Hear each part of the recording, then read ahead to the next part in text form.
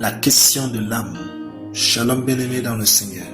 Notre méditation du jour s'intitule La question de l'âme. Première partie. Selon notre texte dans 1 Thessaloniciens 5, 23 qui nous dit ceci. Que le Dieu de paix vous sanctifie lui-même tout entier et que tout votre être, l'esprit, l'âme et le corps soient conservés irrépréhensibles. Alléluia. Dans ce verset, il existe une trichotomie. L'homme est fait tripartite, c'est-à-dire tout homme est constitué de trois parties distinctes, l'esprit, l'âme et le corps. Le péché d'Adam a plongé l'esprit humain dans les ténèbres, loin de Dieu.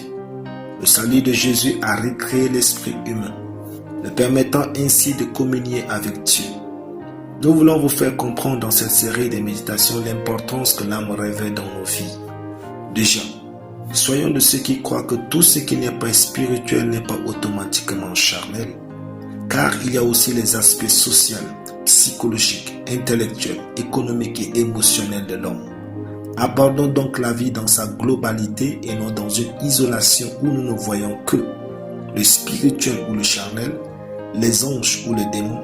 Par exemple, n'allons pas dire à un étudiant paresseux que son échec est dû aux démons.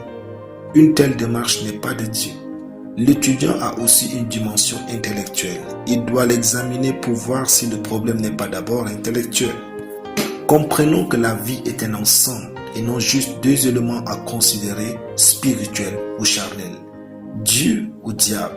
En fait, la vie véritable de l'homme est le reflet de son âme. L'âme est la partie de l'homme associée à sa vie psychique, à ses émotions, à sa volonté, à son intellect et à sa personnalité. C'est le vrai lui. La négligence de l'âme a produit aujourd'hui des chrétiens tristes à l'intérieur et joyeux à l'extérieur. Suicidaires à l'intérieur et beaux à l'extérieur. Détruits à l'intérieur et parfaits à l'extérieur. Cette négligence a aussi produit des relations humaines fragiles et une intimité avec Dieu dépourvue de sincérité. Nous nous mentons souvent pour paraître matures. Nous mentons à Dieu pour paraître spirituels. Nous tuons ce que nous ressentons au nom de la maturité. Or, la maturité n'est pas le fait de tuer ce qu'on ressent. C'est plutôt la gestion de ses émotions pour pouvoir manifester le caractère de Dieu. Frères, nous devenons chrétiens dans notre esprit, mais notre âme doit être traitée par Dieu.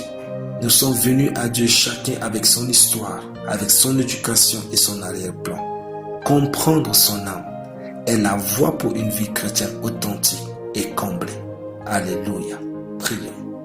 Père, fais-moi comprendre l'état de mon âme pour que je sois plus humain et sensible aux autres au nom de Jésus. Amen. La lecture biblique en une année. Psaume 61 à Psaume 66. Soyez bénis. C'était le pain du ciel.